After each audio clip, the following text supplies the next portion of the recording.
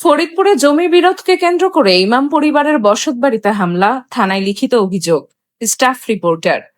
ফরিদপুর সদর উপজেলার কবিরপুর ৬ নং ওয়ার্ডে জমি সংক্রান্ত বিরোধকে কেন্দ্র করে স্থানীয় একটি মসজিদের ইমাম মোহাম্মদ কামাল হোসাইনের বসতবাড়িতে হামলা, ভাঙচুর ও পরিবারের সদস্যদের মারধরের অভিযোগ উঠেছে। এ ঘটনায় ভুক্তভোগী পরিবার ফরিদপুর কোতোয়ালি থানায় লিখিত অভিযোগ দায়ের করেছে। হাই দোস্ত, আরে কি দোস্ত, সবাই চিনে ফেলছে।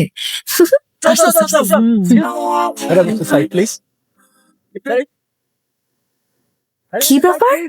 ওয়ালটন পণ্য কিনে উনি হয়েছেন মিলেনিয়ার। মিলিনিয়ার। ওয়াও, আমিও তো মিলেনিয়ার। ওয়ালটন নেক্সট লেভেল অফারে ওয়ালটন ফ্রিজ কিনে আপনিও হয়ে যেতে পারেন মিলেনিয়ার। রয়েছে বিদেশ ভ্রমণ, জনপ্রিয় সেলিব্রিটির সাথে ডিনার ও ক্যাশ ভাউচার সহ কোটি কোটি টাকার নিশ্চিত উপহার। মিলেনিয়ার ছড়াছড়ি দেশ জুড়ে, এটা শুধু ওয়ালটেনই পারে। অভিযোগ সূত্রে জানা যায়, ফরিদপুর সদর উপজেলার কবিরপুর ৬ নং ওয়ার্ডের বাসিন্দা ও স্থানীয় মসজিদের ইমাম মোহাম্মদ কামাল হোসাইনের সঙ্গে একই এলাকার প্রতিবেশী আব্দুর ওয়াহাব মণ্ডলের দীর্ঘদিন ধরে বসতবাড়ির জায়গা জমি নিয়ে বিরোধ চলে আসছে। এই বিরোধের জেরে বিষয়টি বর্তমানে ফরিদপুর জেলা আদালতে দেওয়ানি মামলা হিসেবে বিচারাধীন রয়েছে।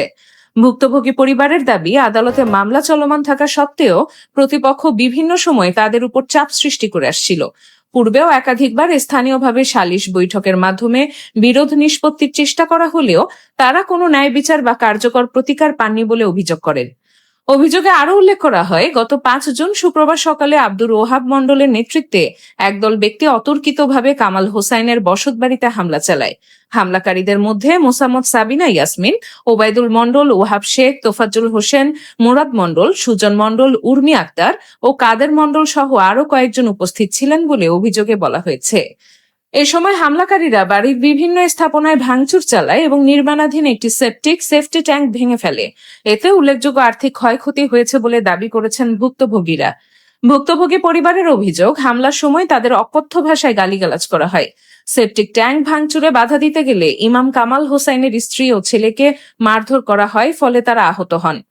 উল্লেখ্য, মোহাম্মদ কামাল হোসাইন দীর্ঘদিন যাবৎ হযরত আয়েশা সিদ্দিকা রাদিয়াল্লাহু তাআলা আনহু মহিলা মাদ্রাসা পরিচালনা করে আসছেন। তিনি জানান, মাদ্রাসাটিতে বর্তমানে প্রায় ৬৫ জন ছাত্রী অধ্যয়নরত রয়েছে।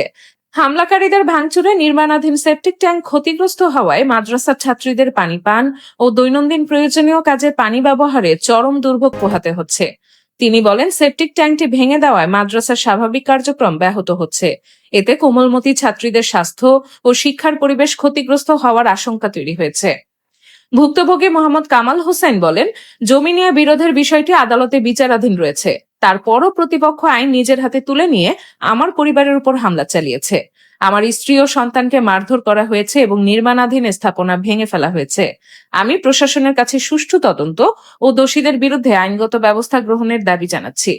তিনি আরো বলেন, হামলার কারণে শুধু তার পরিবারেরই ক্ষতি হয়নি, এর প্রভাব পড়েছে তার পরিচালিত হযরত আয়েশা সিদ্দিকা রাদিয়াল্লাহু তাআলা আনহু মহিলা মাদ্রাসার শিক্ষার্থীদের উপরও। তিনি দ্রুত ক্ষয়ক্ষতি পূরণ এবং মাদ্রাসার স্বাভাবিক পরিবেশ ফিরিয়ে আনতে প্রশাসনের হস্তক্ষেপ কামনা করেন। এ বিষয়ে ভুক্তভোগী পরিবারের পক্ষ থেকে ফরিদপুর কোতোয়ালি থানায় একটি লিখিত অভিযোগ দায়ের করা হয়েছে।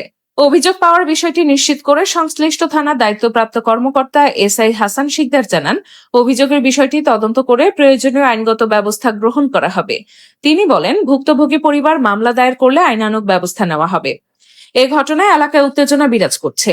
স্থানীয় সচেতন মহল আদালতে বিচারাধীন জমি সংক্রান্ত বিরোধকে কেন্দ্র করে সংঘটিত এ ধরনের হামলার ঘটনায় উদ্বেগ প্রকাশ করে জড়িতদের বিরুদ্ধে দ্রুত ও দৃষ্টান্তমূলক ব্যবস্থা গ্রহণের দাবি জানিয়েছেন। এদিকে ভুক্তভোগী পরিবার হামলার সুষ্ঠু তদন্ত, ক্ষতিপূরণ প্রদান এবং অভিযুক্তদের বিরুদ্ধে কঠোর আইনগত ব্যবস্থা গ্রহণের দাবি জানিয়েছে।